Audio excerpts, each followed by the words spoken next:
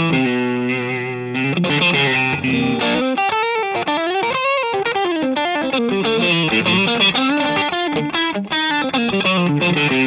a rock amp, dude.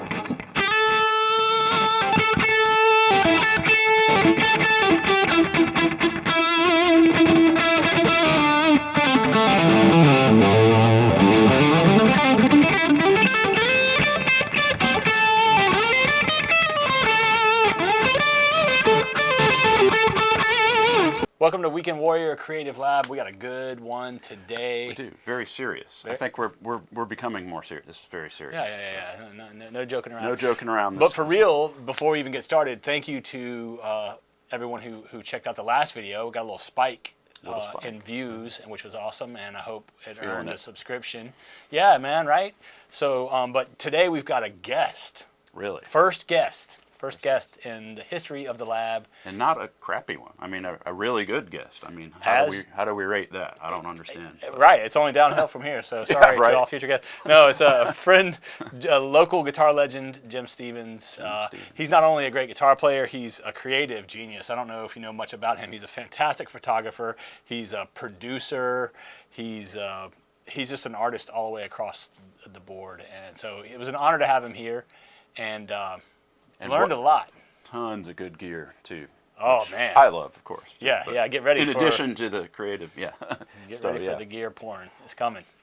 Right. So yeah, we're calling this Two Rock versus Fuchs, but it's really not a versus because these amps are very different. We are putting them up against each other and trying to play the same things. And what we decided was, let's get Jim to do pretty much everything because then we're going to have a really nice bass line for everything, and I'm terrible at like remembering what to play and doing the same thing. He did a fantastic job. Absolutely, yeah. And in the edit, they're back to back, and so it's exciting. So. It's really cool, and it's just so interesting to watch Jim's mind work when he was dialing up tones on the Fuchs and stuff and whatnot. So it's good stuff, man. Totally different approach than what I would take, which is cool. I mean, so we both kind of sat back and were like, all right, do your thing, and then at the end we play a little, which was fun too. I mean, some killer tones out of that Two Rock, and the Fuchs. But yeah, like I said, different thing. I mean,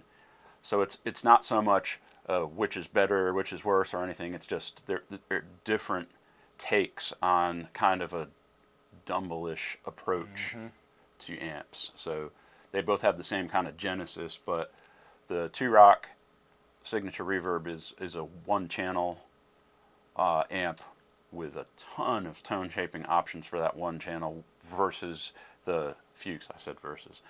The Fuchs, which is a three-channel amp, and it's meant to do sort of all things to all people. So yeah, just different, and that was kind of the culmination of me trying to get the Marshall, Fender, or whatever, the distortion, clean sound in one amp. I mean, and it does an admirable job. Of course, as we've discussed in previous videos, you don't get that. There is no such thing. But it's a great amp. They're both pretty spendy amps. The Two Rock even more so than the Fuchs. But they're hard to get your hands on. A lot of us know somebody that has one, but few of us have a Two Rock. That was part of the excitement for me is just being in the same room with two great amps. So cool, and some great playing as well. So let's get into it. Let's do it. Jim Stevens, welcome to the lab. So good to see you, man. Jim and I have been friends for a long time.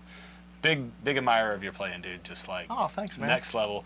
And Matt and I were talking about amp stuff, and we wanted to get you over here because you've got a delicious Two Rock that we're gonna check out, and we're gonna kind of pit it against a Fuchs Tripledrive Supreme, kind of looking for the Dumble thing. But here's the thing, about me. I'm not an amp guy. I'm the guy who's still trying to learn, trying to figure stuff out. I want to hear from you a little bit about why you chose the Two Rock and kind of what your take is on the Dumble sound. Okay, that's a great question. I would say that the Two Rock probably, it's got some Dumble-esque features, but it's not really a Dumble style amp. It's more Fender-y in my mind than maybe the Fuchs. Like the Fuchs is probably more like a Dumble sort of thing. Okay. I would say it's more like a Super Reverb on steroids. It's kind of a bigger sounding Fender amp. It's got some of those Dumble like EQ preamp things happening, Yeah. but it's a single channel amp. Doesn't do high gain or even mid gain really well. It's really just kind of a clean, kind of high headroom sort of amp. What? Why did you choose that particular amp versus going with an actual Fender or something? Honestly, some of my favorite players. I mean, just like with anything that we all do, you know, we see what our favorite players are using, we get kind of drawn in and want to check it out. And so I saw some of my favorite blues players like Matt Schofield. Sometimes Josh Smith was using them, Kirk Fletcher. And so I saw that a lot of these California guys that were playing blues stuff that were using it. I said, let me check them out. And so I started checking them out. I was like, oh man, it looks good on paper. I'd like to get one. So I took a chance and just ordered one. And I really like the amp. It's got a lot of authority to it, and it's got a lot of headroom, which is something that's new to me in terms of amps. Most of the amps that I've played up to this point have a lot of compression. Yeah, kind of driving it. Yeah, and which is a cool thing. I love that sound. But what I found about this is that it kind of revealed a lot in my right hand dynamics. It's like, oh man, I'm hammering the strings real hard. I didn't realize I was doing that until I got an amp that had like a lot of headroom in it. And so it's really interesting to watch anybody play on this amp, because one of the things you'll notice is that when you dig in, there's just a high ceiling and it gets really loud. Really? Yeah, and so like you can kind of curb that with pedals, and if you want to get the gain sound, it takes pedals really well. But when you're playing kind of lower gain to cleanish, it's your right hand technique kind of comes into focus. You can't escape it essentially. That's really cool. And tell me how you use this primarily. I know you've been doing a lot of recording stuff. Yep. And we talked a little bit about stuff that I listened to from your channel, and you're just putting a 57 in front of it into yeah, all stuff I've been doing on my channel. I've been essentially micing the cabs of the amps I've been recording. Yeah. So I've been using a SM57 combined with the Bayer Dynamic M160. Right. Yeah. It's a ribbon mic. It's kind of a classic ribbon mic that was used a lot in the 60s. How are you putting those together on the speaker cone? Where are they sitting typically? I typically put the ribbon mic closer to center, since it's going to take all the brightness, and the darkness of the ribbon will kind of complement that well. Right. And then I'll put the 57 a little more off-centered so it's not so bright. And how do you blend them? A little bit, I'd say 70% ribbon and maybe like 50% 57. More ribbon than 57, but the 57 is good because it gives you a lot of the attack. Yeah. And the ribbon will give you a lot of the body. Yeah. And smoother, kind of smoother, definitely smoother on the top end for sure. Yeah. And in post, I'll add on the ribbon mic, I'll add like a little bump of like 7K just to get some top end if I want that. Well, let's talk a little bit about your channel for a second. Bellwether Music Academy. Yes. I love it. Tell me what you're kind of heading towards with the channel. The goal is essentially to eventually head towards music education. Okay.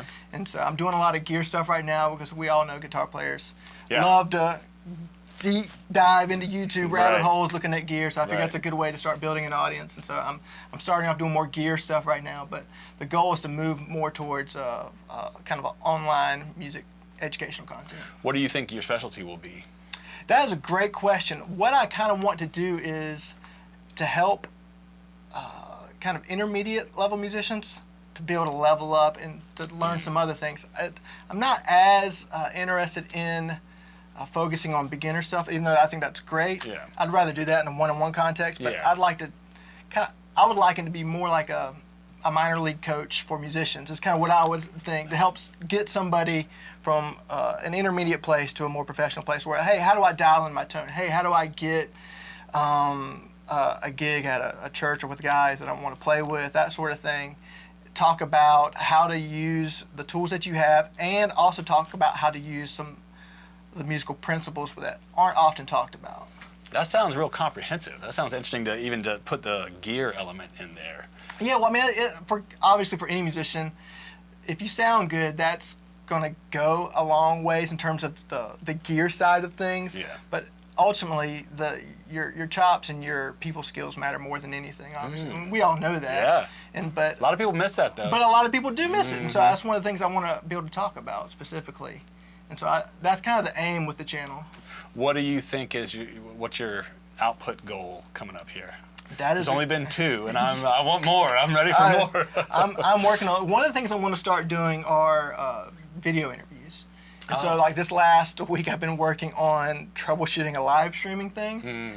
And so I don't know if you guys have tried to do any of that stuff, but don't. This is to get the timing of things worked out, because there's like latency and delays when you have stuff going on. So you got the audio quality good? It's just the latency that's killing you? So well, it's making sure the audio's right for the other person, that sort of thing. So like I've been like test calling with my friends this last week, trying to pulling my hair out, what hair I have left, you know. And so, but the goal is to interview a lot of the musicians that I played with too, and I'm going to ask them these sorts of things. Hey, how did you get started in the music? You know, what was kind of like your first love and that sort of thing with music, and then how did you become a professional musician? What was your entry point into that sort of thing? Well, I think those conversations are so important. I think so too, and they don't really get talked a lot about. Like you see the stuff that we see online, it's more about gear and beginner stuff, and so I want to kind of get that stuff that's kind of falling in the cracks, so to speak. Yeah, fantastic. Well, we'll definitely have links and stuff to that along with this, but I'm going to pass it over to Matt. All right, cool. So I hadn't seen Jim in a long time. I knew him back in the day when I was an active musician, and from when he worked at McFadden Music. But I don't think I ever bought much from them. I bought a lot of strings from them, but you're the reason we went out of business, man. That's right. I know. I'm just kidding. You know, it was always my dream, and still is, if I thought it would be viable to run a music store. I know, man. You know? I kind of feel the same way. I just, especially in today's day and age, and in a town like we live in, it's just not really possible. Yeah, it's not viable. We can't really support the kind of gear we would probably both like to sell. Right. And I think people struggle even in cities unless you're established, like Norm's or Guitars or Carter's, whatever, a bunch of places in Nashville. But back in the day, I think Florence could have supported a couple of places, and now we've got one store, and that I'm sure it's a struggle for them. But, anyway, great to have you here, and I think we've been checking out your channel, and just your gear is pretty amazing. You've got some super high quality stuff. Your playing's great. I mean, just love to see more output from you. So thanks, man. I think this is going to be a good collaboration. We should do more of it. And yeah, like Kevin and Jim were saying earlier, we're going to kind of look at two amps that are similar but very different. Both of them initially, I think, came from, like Kevin said, a sort of coming from a Dumble idea, Crenard, yeah. I think initially started out kind of, I won't say cloning Dumbles, but as did Andy Fuchs. But both amps, I think, have evolved over time, and the Fuchs that I own is a little more towards the Overdrive Supreme side of things, and I think yours would be more steel string singer or just a clean, super clean amp. And mine is a Tripledrive Supreme, which is 3 channels. It started out life as an early, what they called SLX model, which was one clean, which was based off of their clean machine, which is based off of the steel string singer, basically. And then the B and C channels were like a ODS amp, so a clean and a dirty, but it sort of not that pristine clean.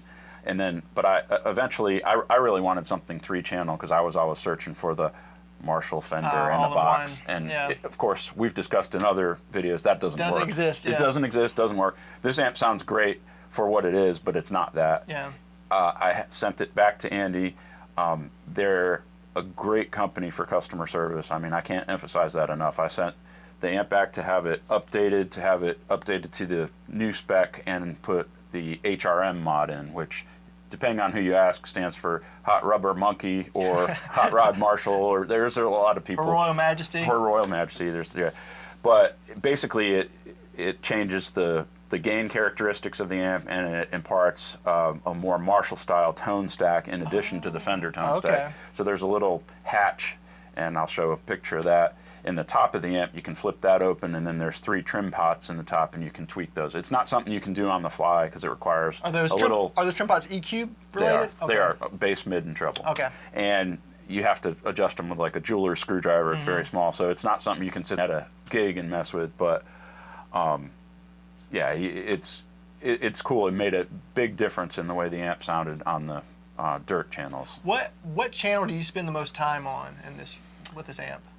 I would say between the B and the C channel, which are the two distortion channels, because there's a separate pre-gain for the C channel, so you can dial up a lot more gain from the B, so you can still kind of use it as like an ODS if you only use the second two channels, and then you can again switch back to the whatever they call it, California clean or pristine clean of the SSS style preamp in that one. So, and I think a lot like Two Rock, they use insanely good components, and I know Two Rock is it all turret board constructed, or is it PC board and hand wired? It's mostly turret board, but there's it's got a FET boost in it that I think is PCB board. Whereas the Fuchs is PC board, but it's all like super high quality, double-sided boards with mil-spec construction and aluminum chassis, and there's cooling fans, and it's super low noise, and they spend a lot of time on that, and they're both, as we know, not inexpensive amps. Yeah. And I mean, especially Two Rock is I know it's very, very expensive. It took me lots of wheeling and dealing and leveling up, getting this amp, getting that amp, trading, and then finally I was able to, because it's rough spending that kind of money on an amp. Yeah, it's not fun. Everything I buy, I tend to buy used, me too. and so and like you, I've probably leveled up. I've gone through a lot of different stuff, and I kind of got to a point where I was like, I am tired of buying stuff that's not quite what I'm hoping it would be. Yeah, it never is. And that can happen with more expensive gear too. Don't get me wrong.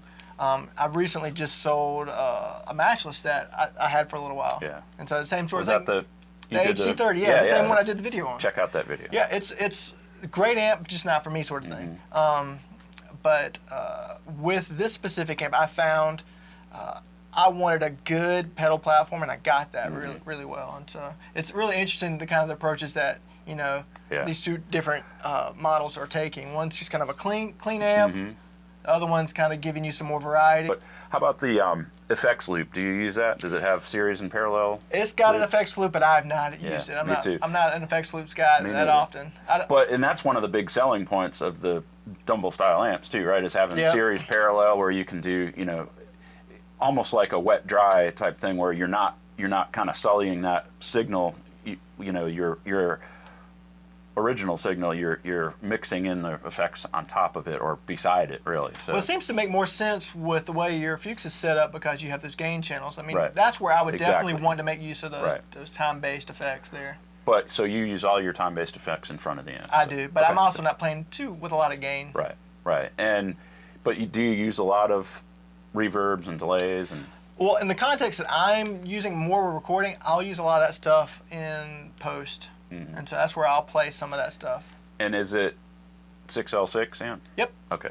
Same. It's got 5881s in it right now. Okay. But same difference. And then just 12AX7s, no EF86 or anything like that. Nothing crazy like that.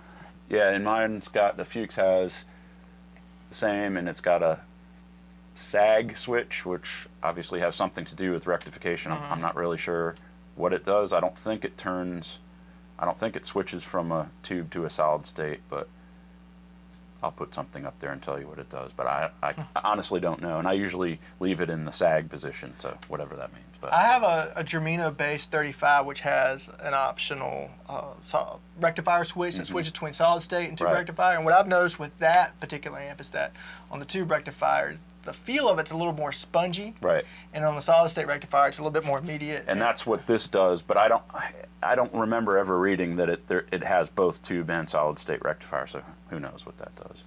But what other kind of features stand out on the Two Rock? Well, you got a FET boost, which is built in, and it can actually cut as well, which is kind of nice. So if you want to, if you're on a gig, you want to kind of have the different guitars around the same level, you kind of pre-program, say, the FET boost when you grab your humbucker guitars to have a little bit of a cut, so that the volume's the same, so you don't have to tweak everything else. Absolutely, yeah. That's pretty smart. And it can boost as well. The other thing that I really like on the Two Rock is it's got this contour control, which is sort of like a sort of tilting EQ. It's voiced really well, so you don't have to really play with a lot of the other EQ when you switch guitars. Like when you is it, when you say tilt, you have your respective positions on your bass and treble, and it will actually move the center of the bass and treble? Is that? I think kinda that's what what it I does? think Yeah. that's what's happening. So you can cut bass and add more treble as you turn it up, and do the inverse as you turn it down. So like around noon, it's kind of more neutral. Got it. Yeah. Yeah, so similar to old Trace Elliott bass amplifiers where it had, I can't remember, I think they called it EQ balance, whatever. Yeah. So it was sort of like that idea, it sounds like. But it works really well when switching between guitars, and I like that. I mean, I use that a lot. And So you can darken it up quickly and brighten it up quickly. Exactly. Yeah. And does it have, well, obviously it'll have bright switch and... Yeah, it's got that same sort of bright switch, deep switch, and then like the rock jazz sort of thing. That's so kind same of as the common. all Dumble-ish. Yep. Yeah.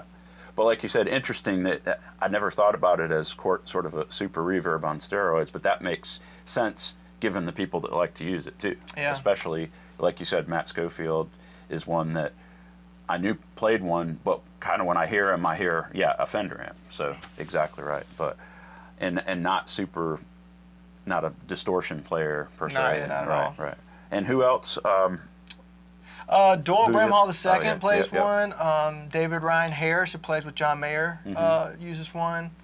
I've seen Josh Smith use one some. Oh, okay. He uses kind of more known for using Morgans, but he's kind of dabbled in the two-rock thing. Interesting.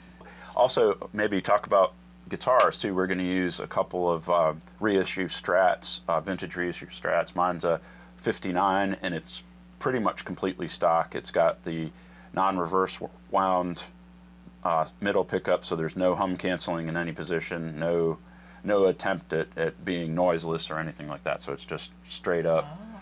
Oh, okay. And it's a 2012 American vintage. So they also called them, I think that's the year they started calling it pure vintage. So I think the pickups are the pure vintage 59s that they came out with that okay. year. Yeah. So the Strat that I'll be using is like an American vintage reissue that was custom ordered from I think Dave's Guitar Shops, and they would do some custom specs on it. I think they would switch out the pickups. They put custom shop Fat 50 pickups in it, and they just kind of have a thinner nitro finish on the guitar. The other thing that I've done to the guitar is I've swapped out the tuning machines to put locking tuning machines on it. Oh, I didn't notice that. Yeah, Okay. sneaky, right? Yeah. I put high wood saddles on it. Yes. And those really help with the feel of it when you're kind of doing more palm muted rhythm sort of things. And I've also installed an Ilitch hum canceling system. Yeah, I was curious about that. I saw that on your channel, and that's like the SSC system or whatever that. Yeah, that's the same sort of thing. But this okay. one is essentially, it's like a dummy coil that's on the underside of the pick guard, and it goes around. Goes all the way around the pick guard. Yeah, or for the most part, it doesn't go under between the neck pickup and the neck. There's not enough space there, but it and then you wire it in. It looks like a bomb under there. Putting that Really? thing in there was a nightmare. So you installed it? Yeah, Oh, it took me several tries before I got it right. But I had to call the guy that I think it's whoever runs the company. It's just one guy. And I talked to him. He had like a real thick foreign accent, but he knew his stuff. And he was like, "All right, well, try this and this." And he gave me some good advice. So props to Ilitch. And is it active? You have a battery No, in there? it's not active. That's Interesting. And I was really surprised to find the before and after. Sounds great. Sounds just like the guitar. I did try switching out the trim block.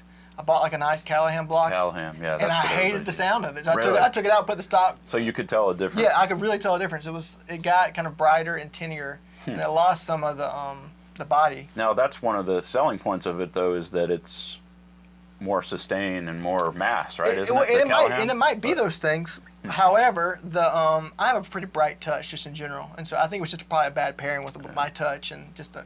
Right, and everything is subjective, so. Yeah.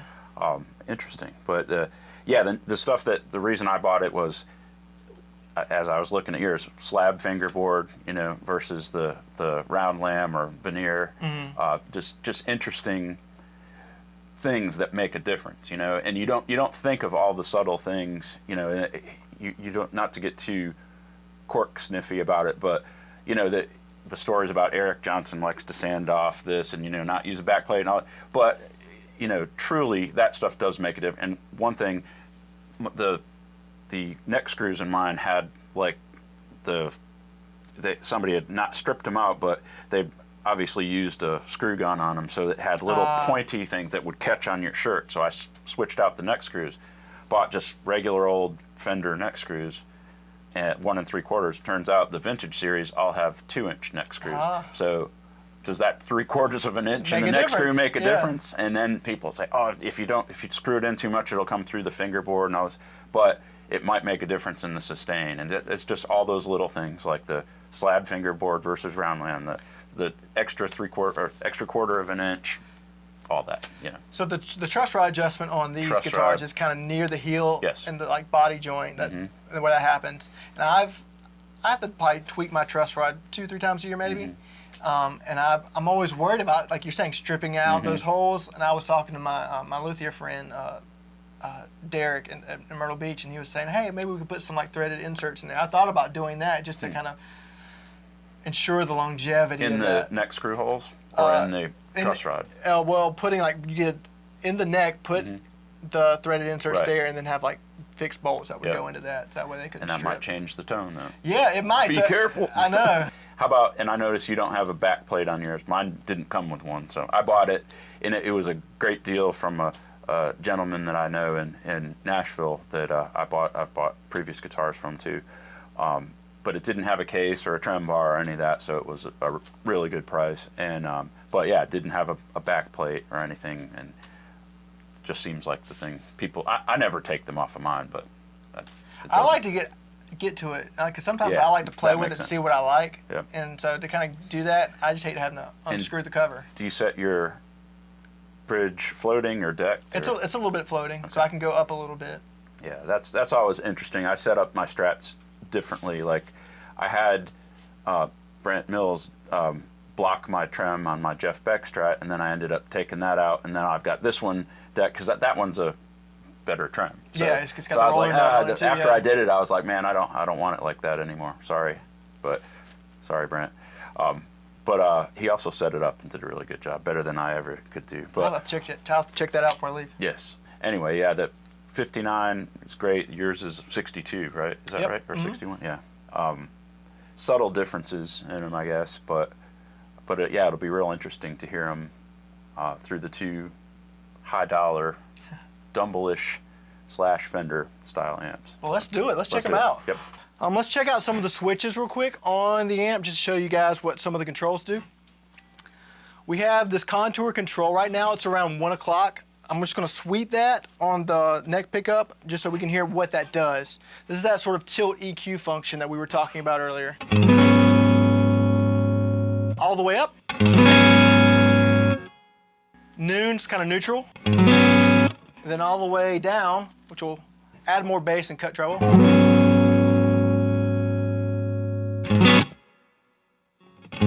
It's really handy for dialing in different guitars and not having to touch the rest of the EQ. EQ-wise, we got the bass at around 3 o'clock, which sounds pretty big. It's kind of a 100-watt amp, so you don't need a lot of bottom end dialed in. And I've got the mid control at noon and the treble control at noon, and I've got all the optional EQ switches turned off. We'll scroll through those real quick just so we can hear what those do. We'll do the bright switch first. So that's bright switch off. We'll turn it on.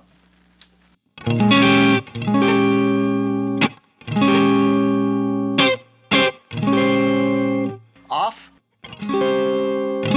It's just a gentle shaving of the upper frequencies. Now we'll do the mid control. Make sure we watch our levels on the mid control here. Might get a little loud.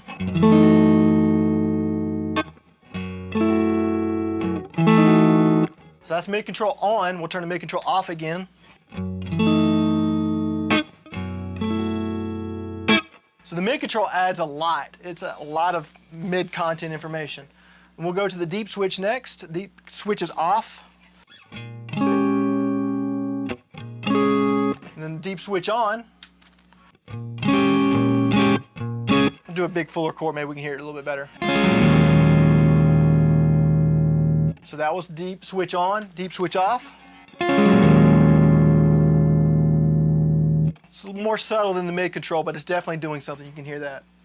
And then we have the three-way gain structure switch. This is probably more useful switch on the Rock Classic Reverb Signature. It's got a 3-way gain position that allows you to switch between 3 different preamp gain levels.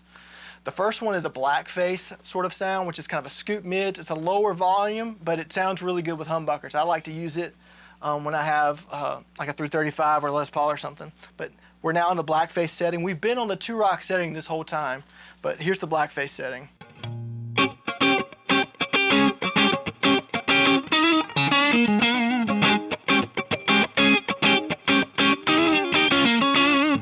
Back to the Rock gain structure setting, which is like the middle amount of gain we can do.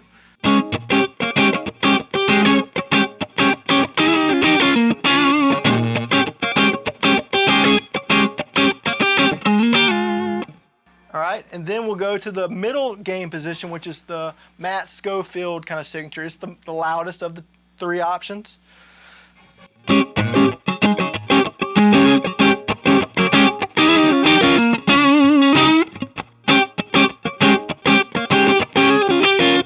So it definitely gets a lot hotter and you get a lot more mid information in your signal chain.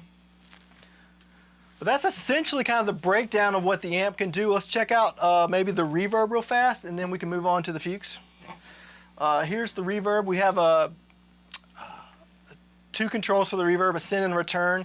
The send is sort of like the reverb decay or the reverb length, and then the return is like the reverb mix or level. So I'll just play a chord so we can hear it.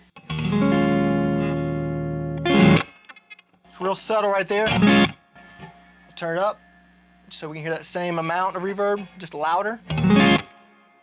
So it's a nice sounding spring reverb. I'm typically not a fan of amp reverbs, but this one sounds pretty good.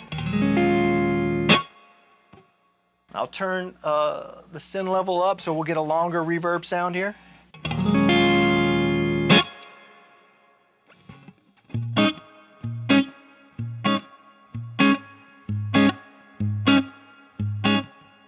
That's obviously an extreme setting, but it gives you an idea of what you can get out of the amp reverb, which I think is pretty usable. Let's check out the Fuchs. So I'm in here interfering with the shot now, so I can manipulate some controls on the Fuchs. We've got it dialed up similar to what the Rock sounds like, with a 112 instead of a 212. And this is a EVM speaker, 12-inch. It's a 50-watt Tripledrive Supreme HRM, so it's not going to sound too similar to that, but this is the, we're going to just showcase the clean channel here and try to see, you know, how close we can get it, and then just explore a few of the options. We're going to let Jim continue to play. He's going to play the same stuff he was playing, because that'll give us a really good comparison. Maybe we'll get him to switch up to this other Strat in a minute too. But yeah, let's start it off. Yeah, we're still using the Strymon Sunset as our only drive sound, so that is on, just so you guys know. And we've got all the optional switches in the off position, bright, deep. We're on, try that, Jim. That's EQ1, and then that's EQ2. That's jazz, if you will, and then this is rock. It used to be, but they changed it to EQ1 and EQ2. We'll keep it on that. I think because I had mine on the similar rock setting, so Okay, maybe we'll we can adjust the gain. All right, so this is going to be similar EQ settings. We have the bright switch off, deep switch off. We're on EQ1, which is rock, the old rock setting on Dumbles, and it used to be rock on this till I sent it back. Now it's called EQ1 and EQ2. Highs are about 1 o'clock, mids are about 11:30, lows are about 10. So let her rip.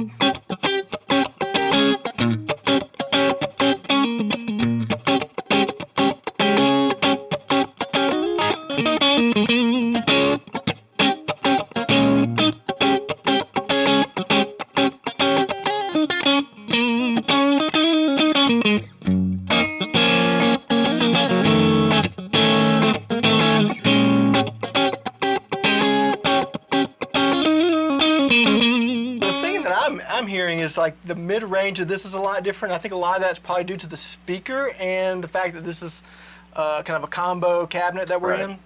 Yeah, it sounds good. The EV makes it makes a difference. Other than being heavy, it does have a lot of mids. We can try. I'm going to bump the accent up a little bit, All right. so that'll give it a little more highs and sparkles. I'm not sure what it's going to do to the mids, but try that. All right, I'll play that same last thing I just played. Yeah.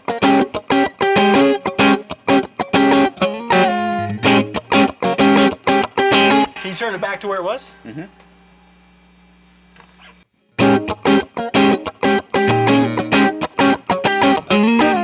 Back up. Yeah, it's definitely added some top in. That's Yeah. nice.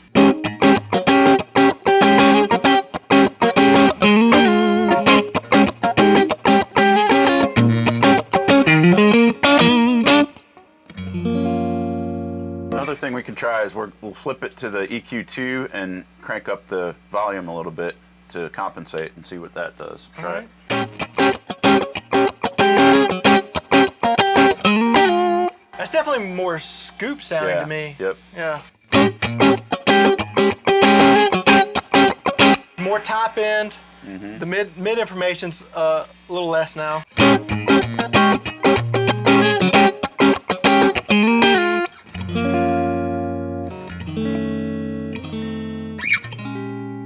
And then this does, like some of the Dumble style amps have a mid boost and a gain boost, which is basically a tone defeat. So just try that with the mid. There's the mid boost. All right.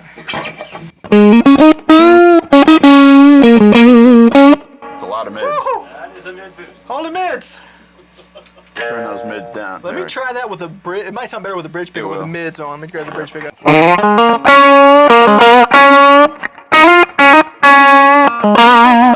It's more useful on the distorted channels than on that.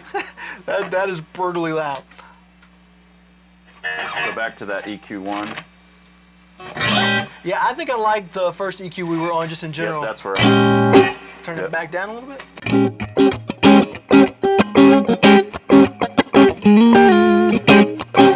Let's try the deep switch on. All right, There you go. play enough.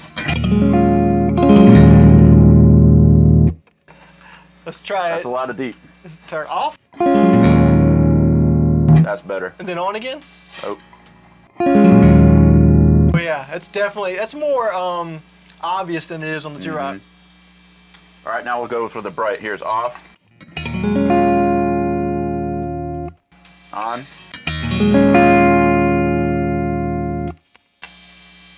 Little noise.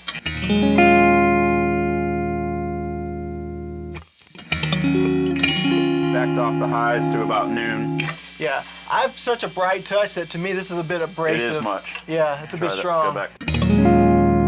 That's a good sound. Yeah, let's we already did the mid control. Yep. I'll tell you what, let's go ahead and check out the drive channels. I'll turn my drive pedal off and we Okay. can just hear what channel B sounds like on the Fuchs.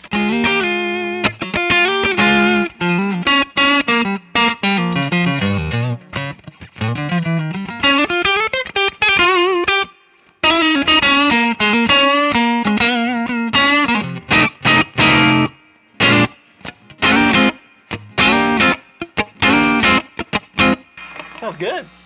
Let's try that C channel.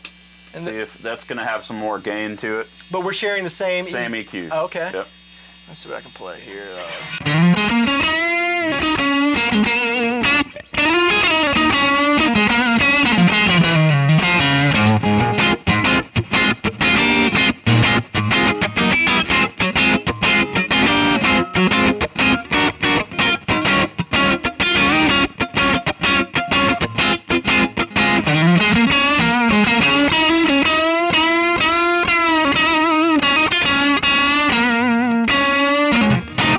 That sounds great. And then try that with the mid boost Oh, wow. on the B channel. All right, I'm gonna go with my bridge pickup since Yep. we got a mid boost on.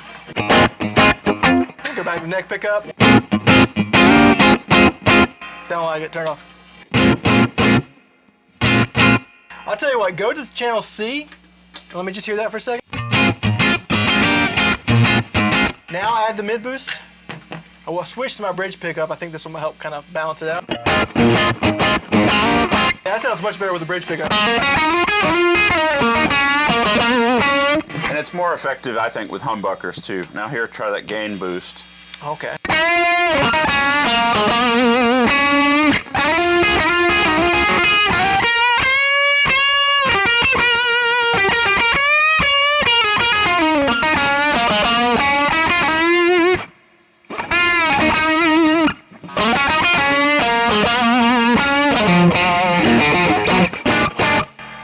Turn that off. Can we get the mid boost back on? I think I like channel C with the mid boost for the bridge pickup more than the gain switch. Right. It's it has, especially for single coils. Now maybe with humbuckers the gain switch will probably work a little bit better, but I found obviously like single coil bridge pickups, we're all used to playing like humbuckers, and we want that humbucker thing, and so that's kind of give me some of that. And that's not pushing the gain a lot, so the gain is only just barely over 12 o'clock. It sounds that sounds great. Yeah, you don't want to push it much higher than that. I think that's the best sound out of the amp thus far. I think that sounds great. Yep. Wow. I'm impressed. Yep. Go back to that clean channel. All right, clean channel. Neck pickup. That's just straight clean. I'll give it a little bit of dirt here, just to here again. Turn it back down just a hair maybe.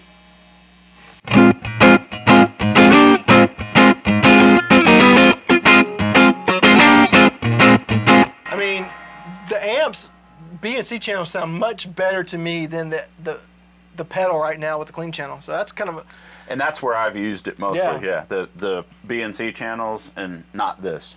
Wow. So, and almost all the gigging, so. Go back to B. I want to hear that again. That sounds really good.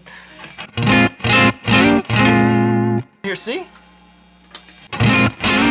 Oh, that sounds so freaking good.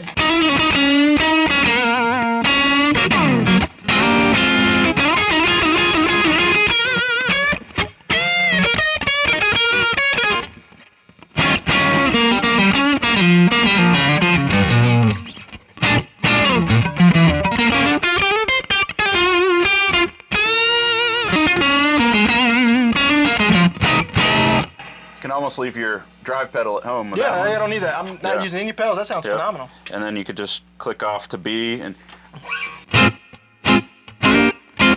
turn the B level down, just level, just down a little bit more. There we go.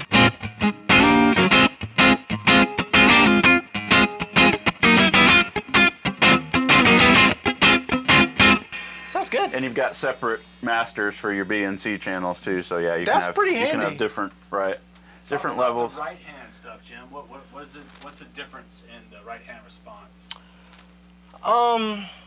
Well, to me, obviously on the B and C channels, we're getting a lot more distortion and compression, which sounds great.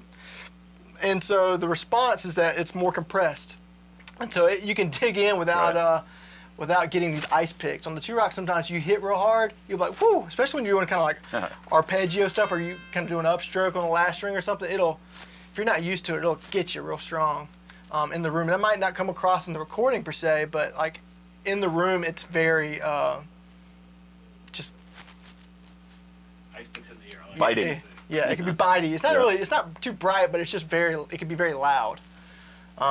But where the Fuchs is giving me a lot of that compression on the B and C channels, I'm not having to worry about that. And so it's really more what I'm used to playing, but it sounds really good. I would say for preference-wise, if I had to pick, I wish I could have this clean channel in that sound with those other drive channels. But well, you can have both if you bought both amps. Yeah, there you go. Then you'd be out about who's selling an amp here? $9,000, right? I mean, probably. Yeah. $8,000 anyway. Those run around $4,000? Yeah. Well, this one's discontinued. They don't make them anymore. So. It sounds great. I'm impressed. They just make the Overdrive Supremes, but and that is essentially the B and C channels. Mm-hmm. Nice. So that would be perfect for me. Yep. There's something that happens on Strats, especially when you hit your open strings in E flat, that's not happening in standard tuning, and it happens. I swear, like it feels like they come more alive. Yep. It's I don't know, it's like they open up a little bit. That's really nice. So we're playing in standard here, whereas before we were in E flat standard. And there's definitely, it obviously feels a little slinkier too, which is kind of nice. It's kind of Those are 10.5s too. Which, all right, cool. Yeah. I was using 10s on mine, so I mean they don't feel that far off Nope. from what I'm used to here. 10.5 to 52, I think. Ah, okay.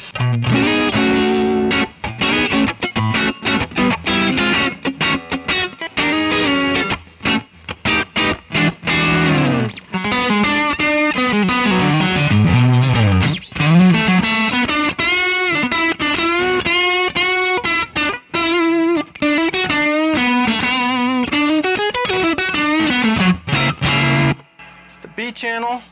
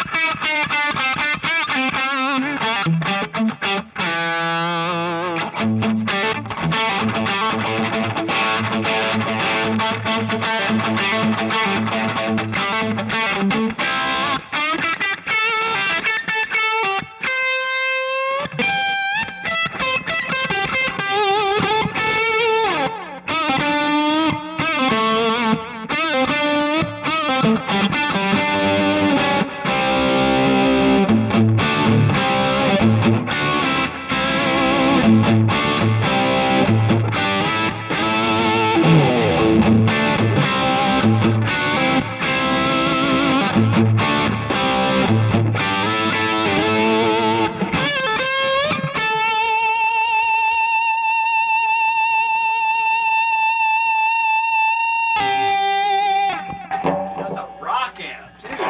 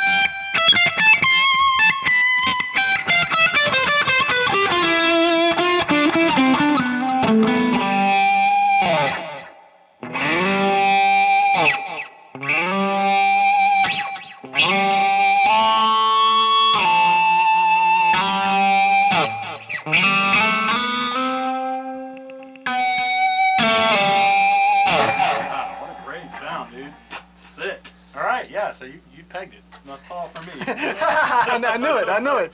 So there you have it.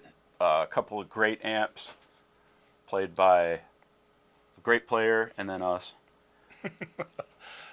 We messed around a little bit, which was fun.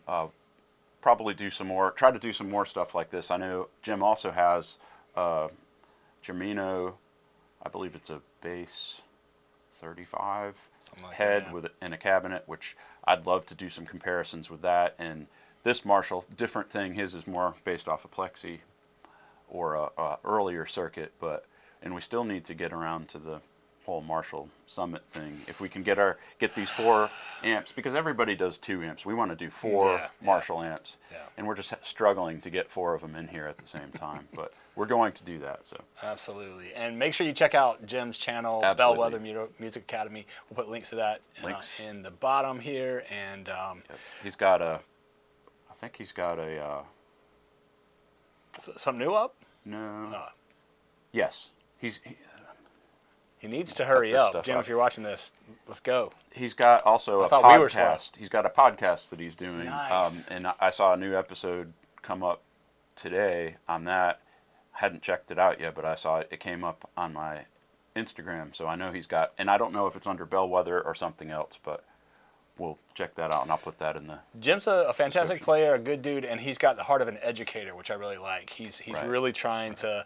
He's a music educator and kind of a very comprehensive one. So I'm Well, very that's much great a for me fan. because I need education. Right, I mean, right. Me too. So all around. But yeah, it was great having him, and you'll definitely be seeing more of him in the future too. So thanks again to Jim and everybody for checking out the video. See you next time. don't do drugs. That's right.